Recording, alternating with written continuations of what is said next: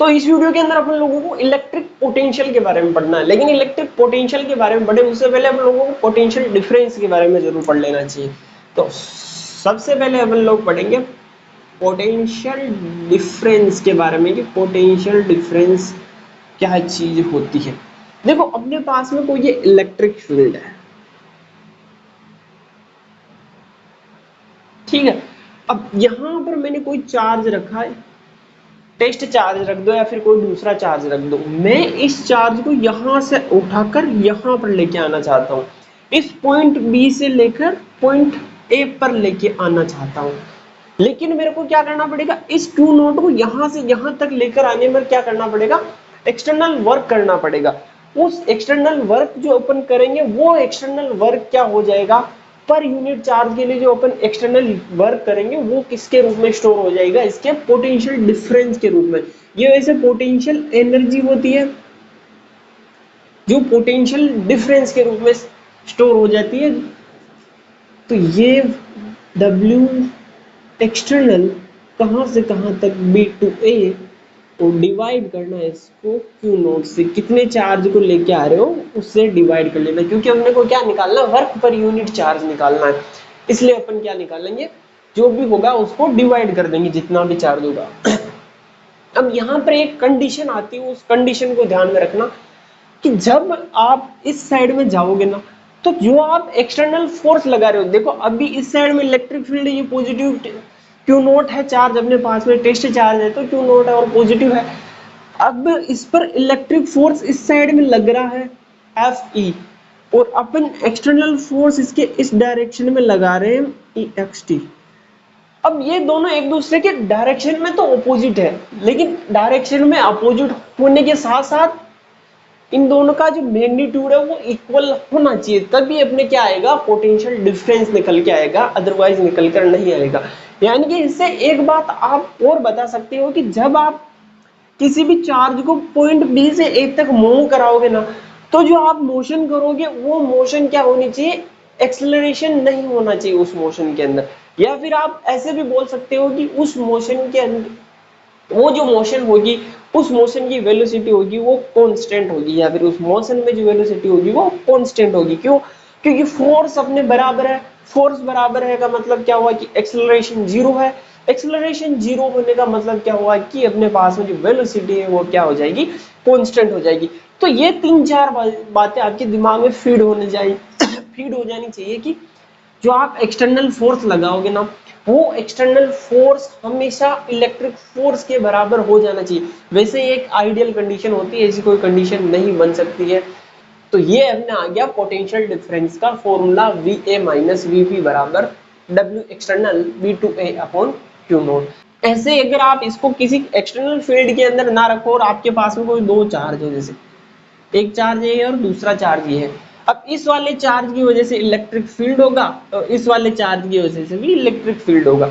अब इस वाले चार्ज की इलेक्ट्रिक फील्ड में आपको इस पॉइंट चार्ज को मूव कराना है, तब भी सेम कंडीशन आपके यही बनने वाली है, तब भी आपके जो पोटेंशियल डिफरेंस का फॉर्मूला निकल कर आएगा वो यही निकल कर आएगा। अब पोटेंशियल डिफरेंस तो हो गया, अब अगर अपन पोटेंशियल की बात करें तो क्या हो जाएगा,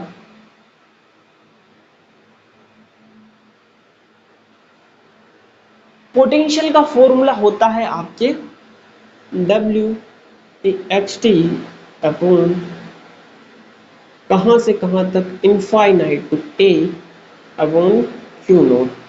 अब इसकी जो डेफिनेशन है ना थोड़ी सी चेंज है, थोड़ी सी चेंज होने का मतलब क्या हुआ कि पहले तो आप इलेक्ट्रिक फील्ड के अंदर किसी पॉइंट चार्ज को एक पॉइंट से दूसरे पॉइंट तक लेके जा रहे थे, लेकिन इसके अंदर आपको क्या करना है कि जो पहला वाला पॉइंट है जहां पर आपका ये टेस्ट चार्ज पड़ा हुआ है, वो पहला वाला पॉइंट इस इलेक्ट्रिक फील्ड से इनफाइनाइट डिस्टेंस पर पड़ा हुआ है। कितने डिस्टेंस पर पड़ा हुआ, इनफाइनाइट डिस्टेंस पर पड़ा हुआ है।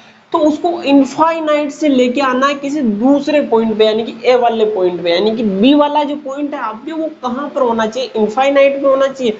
उस इनफाइनाइट पॉइंट से आपको क्यू नोट को लेके आना है ए पॉइंट पर। तो उस टाइम पर जो आपका external work per unit charge होगा वो क्या हो जाएगा, जिस पॉइंट पर आप पॉइंट चार्ज को या फिर टेस्ट चार्ज को लेके आ रहे हो उस पॉइंट का पोटेंशियल हो जाएगा या फिर इलेक्ट्रिक पोटेंशियल हो जाएगा, आप जो बोलना चाहो वो बोल सकते हो। तो क्या होगा देखो, इस वाले जस्ट इसको छोड़ो एक बार, और इसके अंदर आपको क्या रखना है, एक तो रखना है V A minus V B. V B कहां पर है आपके पॉइंट इनफाइनाइट में, तो ये मैं मान लेता हूं वी इनफाइनाइट। डब्ल्यू एक्सटर्नल कहां से कहां तक, इनफाइनाइट से ए अपॉन क्यू नॉट। अब यहां पर जो आपके साइंटिस्ट है वो ये बोलते हैं कि इनफाइनाइट पर किसी भी चार्ज की वजह से जो पोटेंशियल होगा या फिर किसी इलेक्ट्रिक फील्ड की वजह से पोटेंशियल होगा वो कितना होता है, हमेशा जीरो होता है। तो ये आप क्या रख दोगे, जीरो रख दोगे। तो यहां से आपकी क्या वैल्यू आ जाएगी, V A is equals to W external infinite to A upon Q naught. Same to same ये वाला फॉर्मूला निकल कर आ जाता है। अब यहां पर भी वही बात याद रखनी है आपको, एक्सटर्नल फोर्स लगाओगे आप, वो एक्सटर्नल फोर्स हमेशा इलेक्ट्रिक फोर्स के इक्वल होना चाहिए, बस ये इतना सा ध्यान रखना है।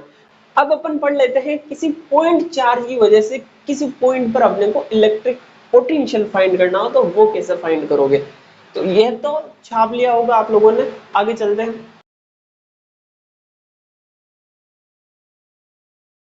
देखो ये आपके पास में कोई पॉइंट चार्ज है कैपिटल क्यू, तो इसकी वजह से आपको आर डिस्टेंस पर क्या करना है, किसी पॉइंट पी पर आपको पोटेंशियल फाइंड करना है। कैसे फाइंड करोगे इस पॉइंट पर पोटेंशियल, तो पोटेंशियल फाइंड करने के लिए सबसे पहले क्या करना पड़ेगा अपने को, एक टेस्ट चार्ज को कहां से कहां तक लेके आना है, आप इनफाइनाइट से जिस पॉइंट पर आप पोटेंशियल फाइंड कर रहे हो उस पॉइंट पर लेके आना है।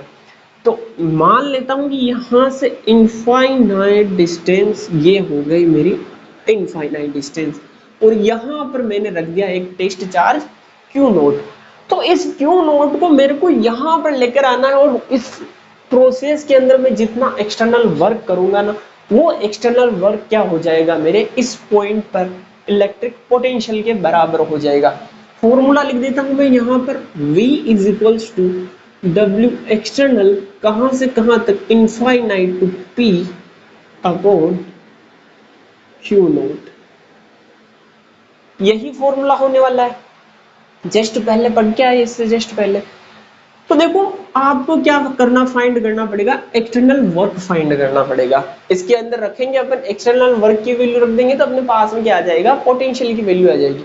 तो एक्सटर्नल वर्क फाइंड करना पड़ेगा, तो आप क्या कर सकते हो, इनफाइनाइट लेंथ है या फिर इनफाइनाइट दूरी से आपको चल के आना है यहाँ पर, या फिर फोर्स लगा के आना है, तो उस कंडीशन के अंदर आपको क्या करना पड़ेगा, एक छोटा सा सेगमेंट ले लो, बीच में कहीं पे वर्क आएगा एक्सटर्नल वर्क, उसको अगर आप इंटीग्रेट कर दोगे इनफाइनाइट से इस वाली डिस्टेंस के बीच में। अब ये इनफाइनाइट डिस्टेंस कहां से है, तो यहां से, नहीं कि यहां से। तो आप कहां से कहां के बीच में करोगे integrate, infinite to R distance के बीच में आपको इंटीग्रेट कर देना है, तो आपका एक्सटर्नल वर्क निकल कर आ जाएगा। तो मैं क्या करता हूं, यहां पर एक छोटा सा पॉइंट मान लेता हूं अलग से S, और जिसकी डिस्टेंस मैं मान लेता हूं यहां से R डैश है। अब इस पॉइंट पर यहां पर फोर्स लग रहा है, इलेक्ट्रिक फोर्स उस साइड में, और मैं फोर्स लगा रहा हूं एक्सटर्नल फोर्स इस साइड में लगा रहा हूं, और मेरे को इस साइड में लेकर आना है।